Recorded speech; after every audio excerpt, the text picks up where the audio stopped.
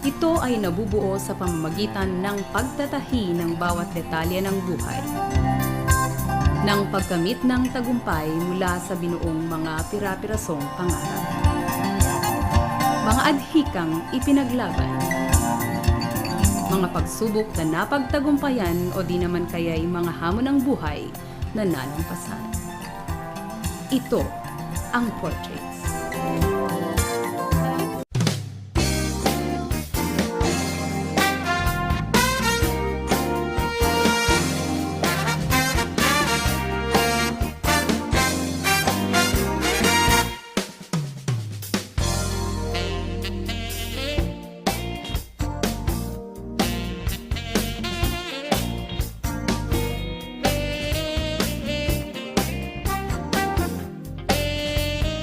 It's funny how God makes us realize what's important to us.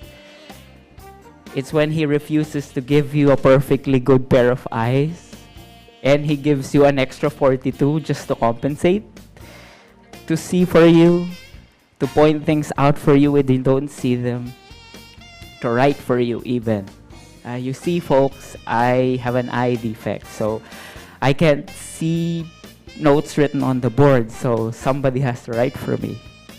I survived college because there are a few good people there that are kind enough to write for me. And I know that's annoying sometimes, but yes, that's for them. I thank them for that. They give a whole new meaning to the sentence, you give light to my darkness.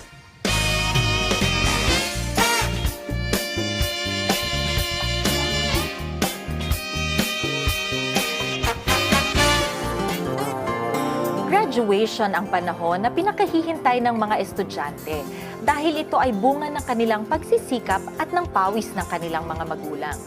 Ito ang pagtatapos na nagiging simula rin ng isang mahabang paglalakbay. Para sa isang karaniwang tao, hindi madali ang makapagtapos. Ngunit ngayong gabi, ating tutunghayan ang kwento kung paanong ang halos hindi mabanaag na liwanag ay nasilayan ng isang kabataang nagtagumpay sa kabila ng kanyang pisikal na kalagayan. Siya ay walang iba kundi si Manuel Felipe Tumang Torres. For what I can remember, pinanganak po ako sa Magalang. So, I am the son of Winifreda Torres and Dante M. Torres. My parents were, they were great, actually. Actually, I wouldn't be born without them with me. So, if you combine both of them, I would definitely exist. Ako po yung lilitaw kasi I think I have half of my mother's intelligence, and I think I have my father's wit, bravery. My father's headstrong. Tapang po kasi siya, and hindi po siya padadaig. Yun po sana yung gusto kong mamani. My mom is sweet. Sweet po siya, and she's very, very sensitive. I think ginawa po niyang mas bearable yung childhood ko because hindi naman po yung instances na I was rejected, but I had the experience of having trouble having friends. Hindi naman po kasi, of course, I wouldn't be accepted because I was alien. I'm like an alien in a foreign world. Because everyone else is brown, puti po ako, ganyan. I think I had memories po as early as 2 years old. Like when I was a baby, I was playing with toys. I remember vividly, yung pumalinaw po yung ibang images. I was with my family. I even remember my first birthday. But my whole childhood po kasi is dealing with this trouble that I can't see clearly. They thought po kasi nung when I was a kid, nung pinanganak po ako, they thought I was blind because I was not responding sa mga nakikita ko po. Nung ipanganak siya, nandun ako mismo nung isa-sarya siya, binigay sa akin yung baby. Kita ko pa lang siya, hindi kumikibo yung mga doktor, medyo kilala ko rin. Ako rin, pagkita ko blonde yung buhok, talagang kala mo, Amerikano talaga eh. Pero wala akong pagdududa dahil alam ko anak ko at saka alam ko yung misis ko. Kilala ko dahil magkaklase kami ng high school eh. So nung pagkita ko sa kanya, talagang nagtaka ako pero ramdam ko talaga na yung anak ko siya. So yung ang paglaki niya, hindi siya nakaka-focus, hindi siya yung magalaw yung mata niya. Konting lang, pumipikit siya eh. Tapos yung pagka nilalaro mo siya, hindi kanya tinitingnan, hindi nagre-response, ganun. Doon kami na Pero yung lolo niya sa tatay ko, minsan karga niya, umarap siya sa Last Supper. Tapos tumatawa siya pagka nakikita niya kasi pulang-pula yung Last Supper namin doon sa sala eh. Tumatawa siya, nilalaro niya. Siguro mga 6 months siya noon. My mom, of course, the sweet mother she is, she's crying. Alam ko po, I remember she cried because I can't see.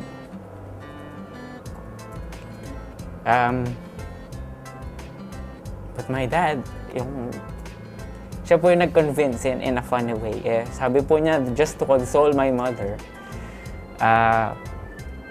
how can he be blind if pag tinututok mo siya sa araw, parang I squint my eyes. So definitely, I'm seeing something. I was not really blind. So hanggang yun nga po, it developed something like that. And eventually, I responded sa isang image, which is very obvious po dapat siya, a red balloon. I remember, sila po kasi nagkakwento eh. Red is the most advancing color po kasi. So I think it's the most clear picture I can see. Doon, nung nasa kinder pa siya, talagang tutok siya itong pinatitingin ako ngayon. Ang ginagawa ko sa kanya noon, para maging yung mabilis siyang makarecognize ng mga bagay, ginagawa ko, nagdodrawing ako ng dahan-dahan. Halimbawa, yung baso, ginagawa kong dahan-dahan, tapos sasabihin niya, baso. Sabi niya, alos hindi ko pa natatapos. Yun, naging ko nung mga 2 years old siya. Tsaka yung pagsalita siya, hindi siya nautal. At nung mga 1 year old siya, yung pagbigkas siya ng mga word, kompleto na kagad yung words na sinasabi niya. Hindi siya yung mga batang medyo nautal. Una, walang word. Pero nung magsalita, diretso kagad.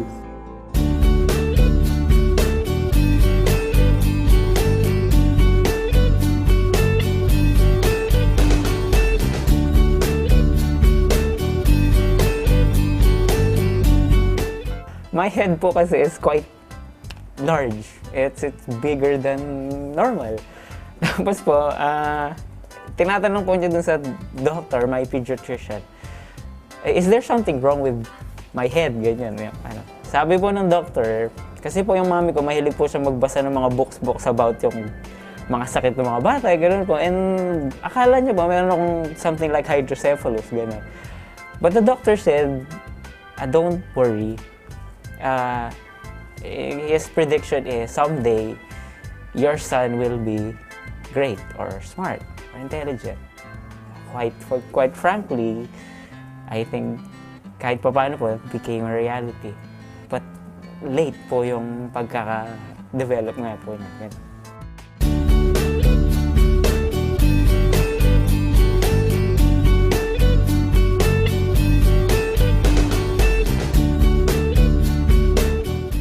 Yung pong condition ko is albinism. I have, genetic po siya kasi, it's congenital, it's inborn. Yung namana ko po siya from my mother's side. Kasi po I think my great-grandfather or something had the same condition as I did.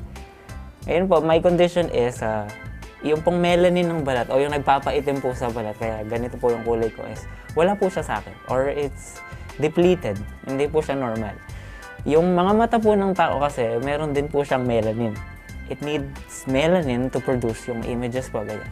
So, basically, konti lang po yung nandun sa mata ko. So, that explains the color of my eyes. Hindi siya po yung normal na black pupil katulad po ng ibang Pilipino. It's actually, I think, green or brown, ganun po. Yun din po yung cause. And marami po siyang iba-ibang severity. Pag yung iba po, sobra-sobra, as in, pati po yung buhok nila, kulay blonde na blonde talaga. Yung sa akin po, ganun din dati. Kulay white. Na white po talaga yung buhok. Parang, yan, yung blonde po. Tapos, eventually, naging ganyan. So, konti lang po yung condition ko na yung albinism ko is partial lang po. And yung blind, yung pagka-nearsighted ko po, hindi po katulad nung sa iba. Fortunately po, gano'n. Ang sinasabi po nila kasi, albinism is a two-way condition. It's either you're going down or you're going up. Yung iba po are mentally retarded, gano'n po, kasi meron siyang effect sa brain. Luckily po, hindi naman po siya nag-apply sa akin. Sabi na po ni mama.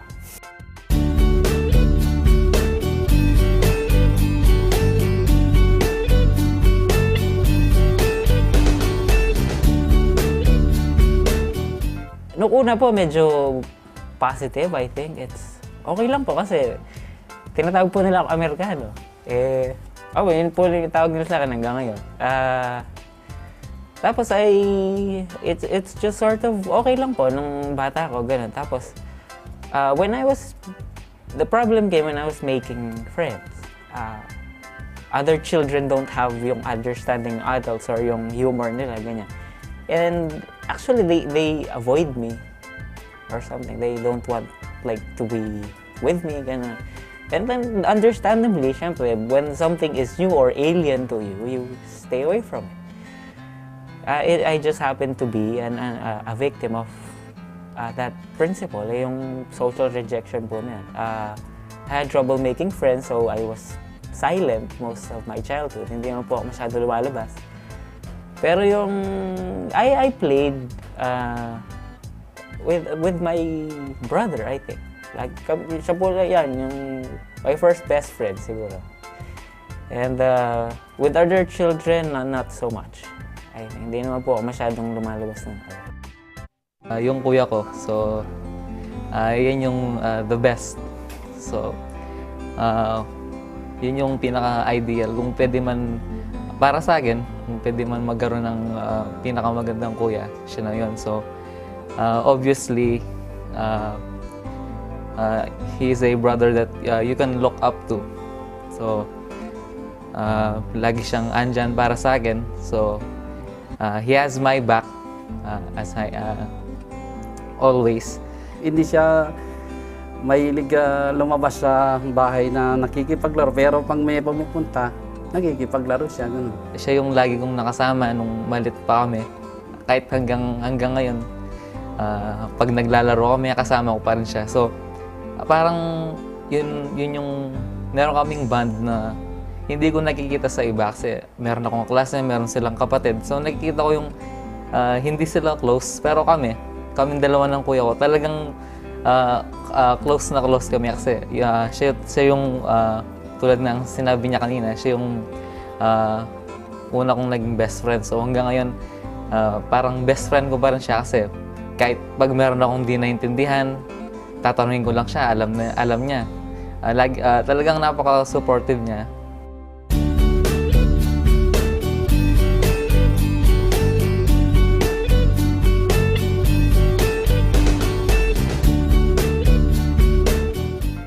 Nung elementary po, grade 1, I had trouble, mingling with other people.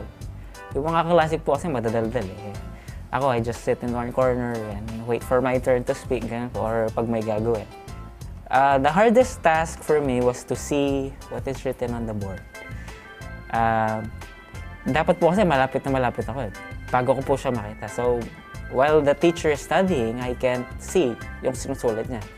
After he or she discussed, I would go to the blackboard when everyone else is gone and I read.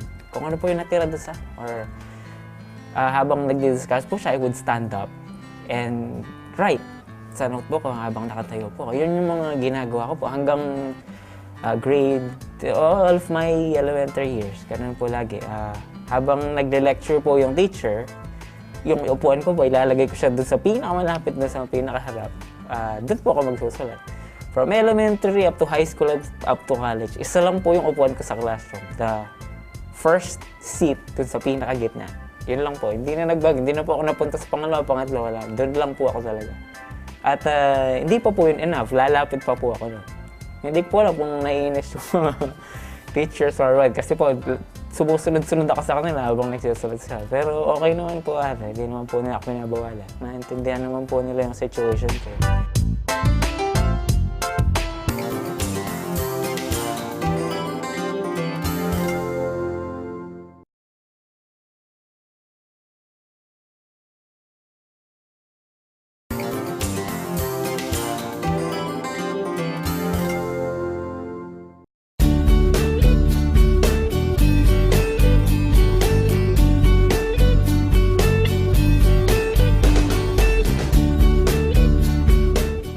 Every school year, my mom needs to meet every teacher that I will be meeting, yung teachers ko po.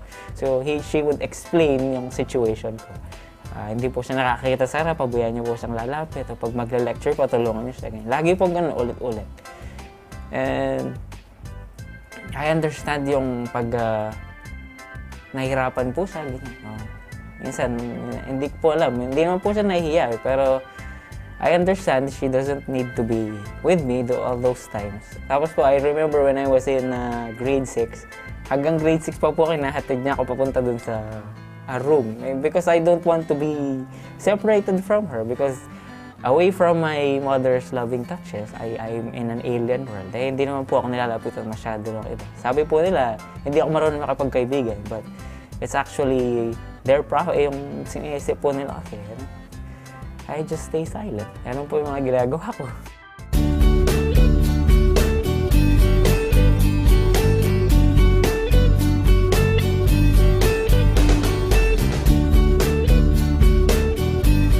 BS Psychology po kasi. Psychology is something that goes beyond normality. Yung situation ko po kasi medyo, yung personality ko was inward. Sa akin po siya, internally. So, I gravitated. Napunta po ako dun sa, naging interested ako dun sa pag-aaral sa loob ng tao. Mental processes, yung how people behave, how they behave in society. And parang gusto ko pong malaman, why are people like that? Bakit po sila nag-respond ng alienation sa akin? Ganun. And actually, one of the reasons why I entered psychology is I want to master the female psyche. Because, of course, if I can make friends, then, of course, obviously, I won't meet yung babae or I won't, hindi po ako marunong magligaw, or a girlfriend. So, I thought that if I study psychology, I would understand how a woman thinks, how a girl thinks, and be able to use that knowledge para makuha po sila. But that didn't work out so well. So, but I'm very interested po dun sa complexity ng usapan ng tao, ganun po. And I think kasi po is when God takes away something from you, He compensates in a different way. So, if He takes from me yung external sight, He gave me a sight that was internal. Eyes that see inside people. So, in order to develop po, para ma-develop lang po yun, that compensation, para meron po akong ability na pwede kong ipagmayabang sa ibang tao, I studied psychology. And it's very interesting. Ang dami ko pong nalaman about people, about ngayon po, naintindihan ko na why people are like that to me. And nawala na po yung mga grudges or yung ayoko pong nakikiano sa tao kasi I know they're just going to repeat yung ginagawa po ng iba.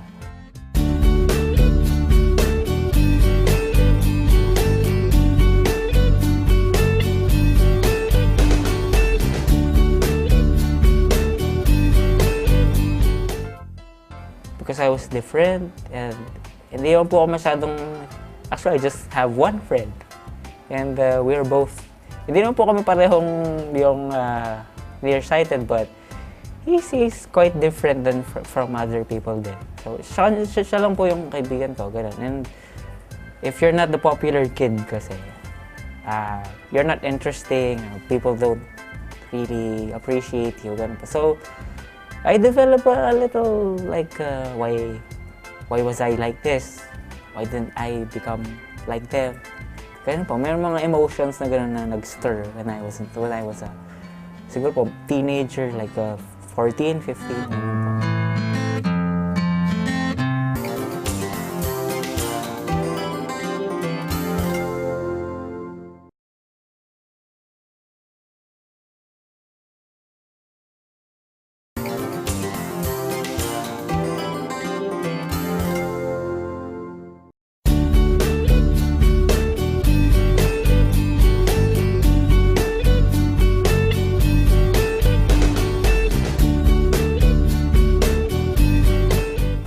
You accept who you are when you change perspectives. Akin po, gano'n. If they see my condition as being negative, I see it as being positive. If they see me they laugh at me because I'm different. I laugh at them because they're all the same. I just celebrated my uniqueness. Because nakita ko po kasi, even though people stay away from me, there are still some that want to meet me, want to know me. So I focus dun sa kanila po. And yung attention na nakukuha ko po kasi sa pagiging, when I excel, ganun po, doon na lang po ako nag-focus. So instead of trying hard to please other people, I just focus dun sa may gusto po sa akin and I excel dun sa mga studies ko po, ganun. And nilabas ko po lahat ng yung drive to prove something, the drive to prove everybody wrong that I could be something, I could be someone. Yung lahat ng po, finocus ko po dun sa studies ko, learning, reading, and everything else followed.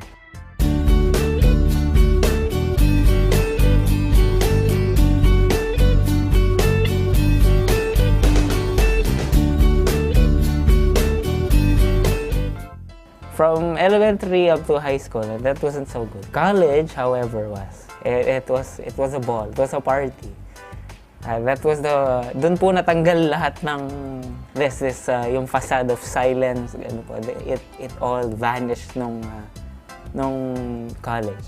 At first, akala ko ganoon din sila eh. They would they would stay away from me, ganun po. But actually, it's the opposite. Everyone wanted to make friends with me. Ewan ko po what's the reason what they saw, but everyone was nice. And the first instance na tatayuan na po ako just to write what my professor is writing, they offered, ako na lang mag-lecture sa'yo. Pero first meeting, first day of class, papasok ako. Ako kasi, ako yung pinakamatanda sa kanila. So, ginagawa ko lang yung gusto ko. Nakita ko, siya lang mag-isa dun sa harap. Wala siyang katabi. Umupo ako dun sa tabi niya. Tapos, "Uy, Pogi," sabi ko ganyan. "Ano pangalan mo?" Sabi ko ganyan. Tapos, Manuel, sabi niya ganyan. Tapos yun, siya yung unang friend ko. Mag-umpisa nung first day na yon, lagi na lang kami yung magkatabi. And for the first time, nag-lecture po yung teacher ko, I wasn't stressed out na, lagi ko pong naisip na I don't have to stress myself, someone will be writing for me. Lagi ko, yung katabi ko po lagi yung lagi po nagsusulat for me. And for 4 years, hindi po siya nagsawang, sulat mo na yung ganun. Sabi po niya, pag nag-graduate kami, siya na lang po daw yung secretary ko, ganun. Kasi po siya na lang lagi nagsusulat. So, hindi lang po siya, actually. Everyone was, ako na lang magsusulat. Pag may hindi po ako nakikita, I'll go ask them, hindi, ganito yan, ganyan sila. So, in return, pag may nahihirapan po sila sa isang, let's say, topic, ganun po, I explain. If they're failing, I would help. If a lesson is not clearly discussed and the teacher is out, I would discuss it by myself. So they would listen naman po. Di niya nakikita yung board. pag malayo. Pag nakikita niya, may nakasulat pero hindi niya maintindihan. Tsaka pag nagbabasa siya, talagang ganyan siya. Kaya nga nung yung speech niya dun sa nung graduation, alam niya hindi niya binabasa. Kasi kung binabasa niya yun, nakaganyan siya. Hindi niya makikita. Ganun kalabo yung mata niya. Halimbawa yung trees, ganyan. Makikita niya lang color green. 'Di ba tayo nakikita natin pati yung mga leaves, isa-isa siya, hindi, green lang nakikita niya. Ganun kalabo yung mata niya. Tsaka pag nagtitext siya, ganyan. Hindi niya nakikita. So, gagawin ko nun, akin na nga! Sabi, pagsusulat ko na nun siya. Total, hindi rin ako nagre-review eh. Siya na lang magre-review para sa amin. Kasi tinutulungan niya kami lagi.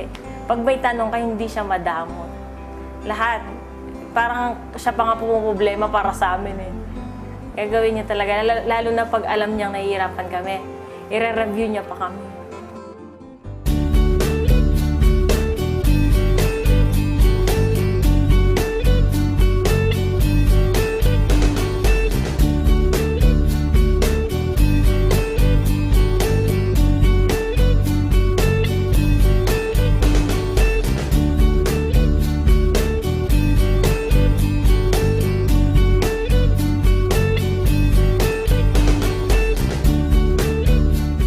Sometimes they're really noisy and they're hard to deal with, but that chaos is a part of something na minahal ko po sa kanila.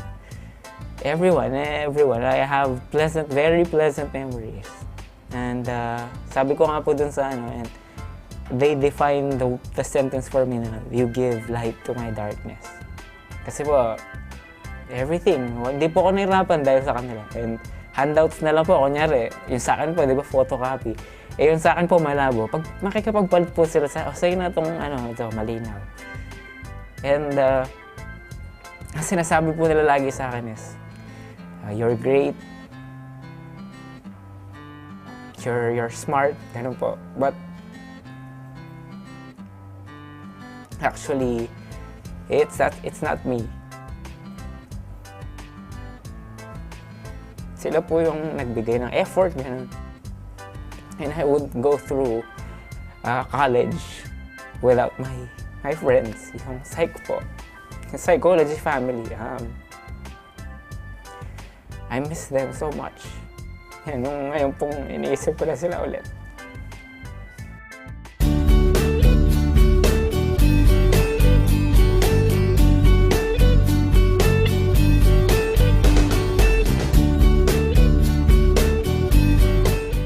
PE po kasi is physical activity. It's about sports. Yan po siya, diba?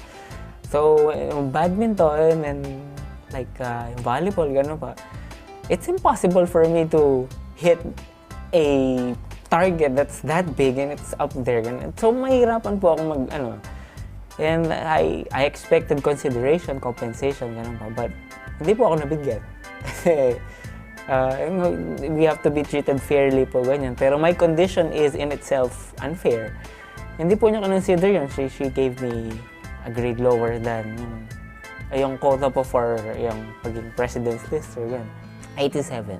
May nausap na po siya na ng give him consideration kasi yung condition niya, gano'n. But, wala, hindi, matigas po talaga. Siguro po, syempre po, if I get the coin under the, ganun po kasi it's about games, yung pong games sa pool, endurance, ganun po. So, yung liit-liit po na, hindi ko naman makikita. Yan po.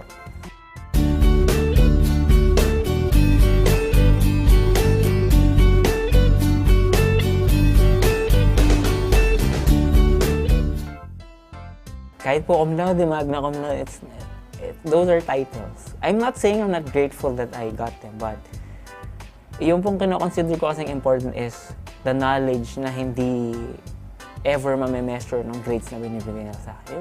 Doon lang po ako nag-focus. I'm not really, wala naman po akong masamang iniisip about the teacher. I understand that.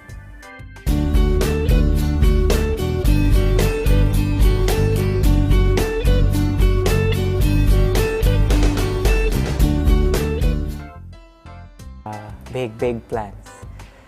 First po, I want to take the board exam for psychometrician. Yan. Tapos po, when I pass that, hopefully, I would take my master's in clinical psychology. When I finish with that, I will be a researcher. While I'm researching, I would take medicine and become a psychiatrist. That's the final, the psychiatrist. I want to take yung pong hierarchy ng psychology, from psychometrician to psychiatrist. That's the highest po kasing makukuha ko eh. If I can achieve something that is higher than where I am, I would go there, definitely.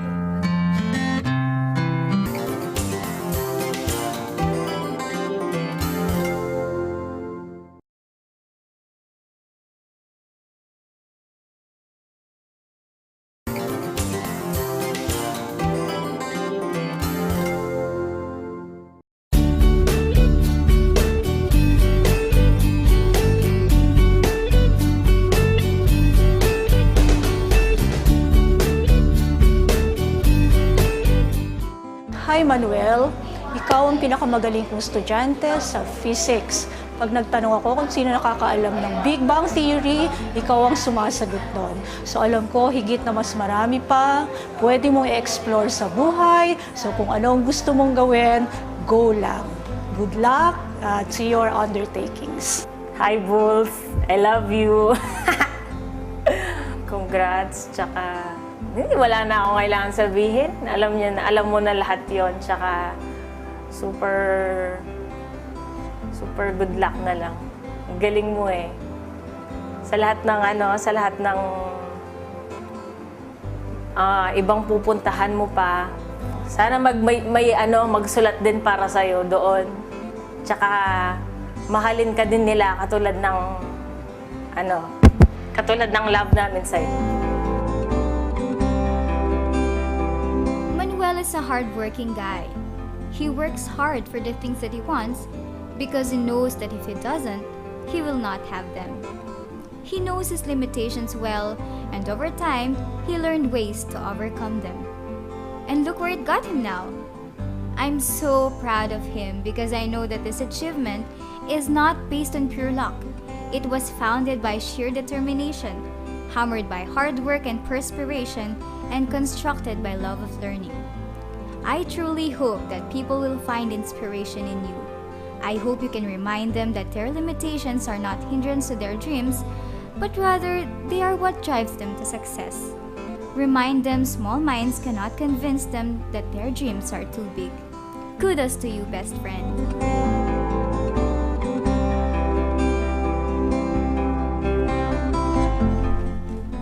Anak, I'm very happy for what you have accomplished in life.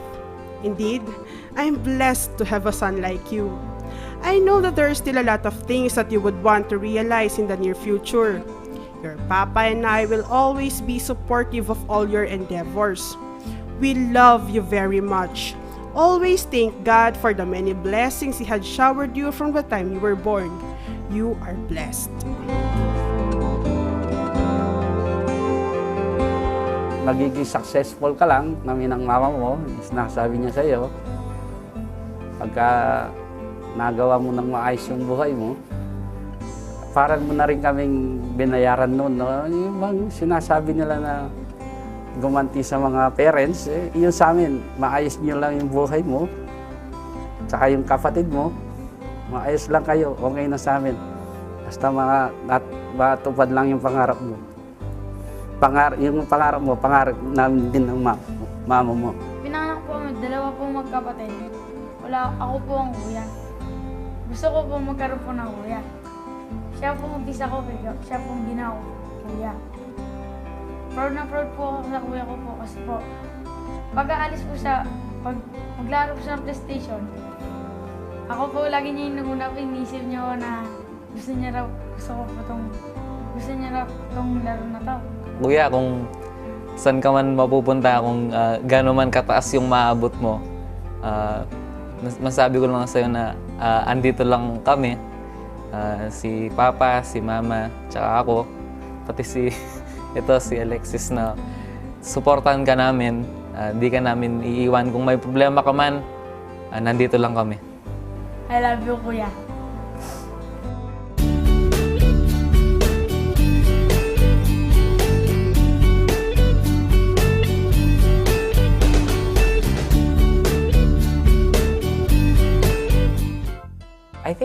ano po, celebrate your uniqueness, no matter what. It's just a matter, yung, see yourself in a different light than what from other people see. Don't look through the eyes of other people. Look into your own. Yun po sana yung, I'm just saying na, I know I'm not the only one that's different. People experience alienation in a different way. And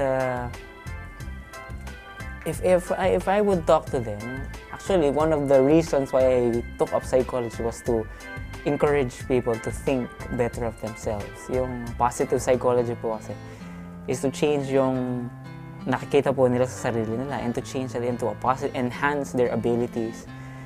Because if you think you're not good enough or people are better than you, then eventually that will be your reality. Sa akin po, no, hindi po. If I listen to other people na you won't be able to see or clearly, so dyan ka na lang, hindi po. I would go up and see it clearly by myself. I don't need to look at things the way you do. Kasi po, sila malayo nila nakikita, I would go closer. Even though people would stare at me, I don't care. That's how I see things, that's how I will be great. And that's how I am going to surpass them.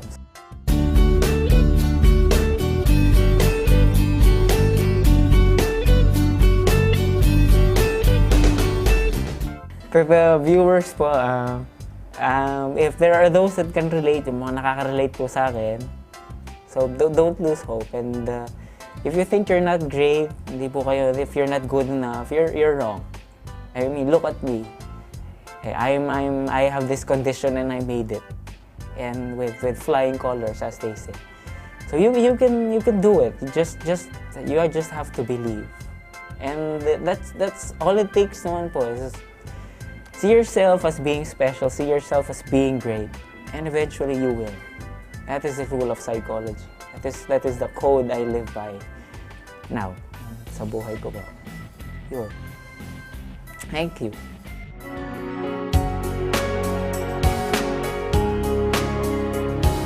Tayong lahat ay ipinanganak na may angking pagkakaiba sa ating kapwa. Minsan nga lang, ang kaibahang ito ay nagdudulot ng kahinaan ng loob. Subalit sinikap ni Manuel Felipe Torres na lampasan ang kanyang kalagayan at dito humugot ng lakas kung kaya't siya ay nagtagumpay sa kanyang pag-aaral.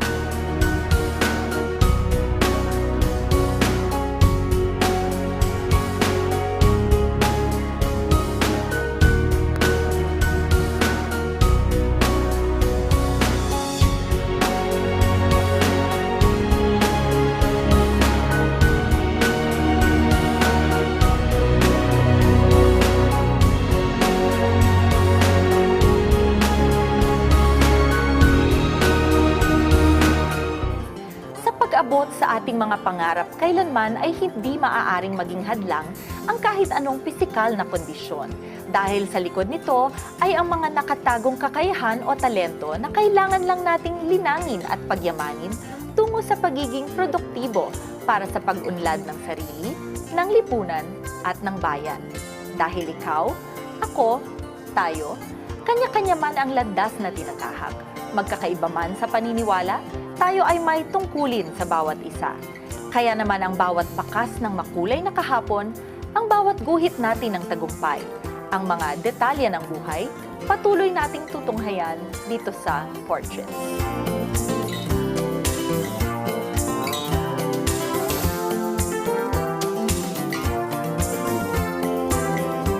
Miss Daza Montalban Hizon would like to thank the following: Posh Nails Pampanga at Walter Marts San Fernando, Labor Waxing Salon courtesy of Miss Tara Francisco, Phyto Pharma Pampanga and Rich Vera Capsules, Miblas Boutique at Maligaya 168 Shopping Center, City of San Fernando, and Babs Backyard Grill at Maligaya 168 Parking Lot.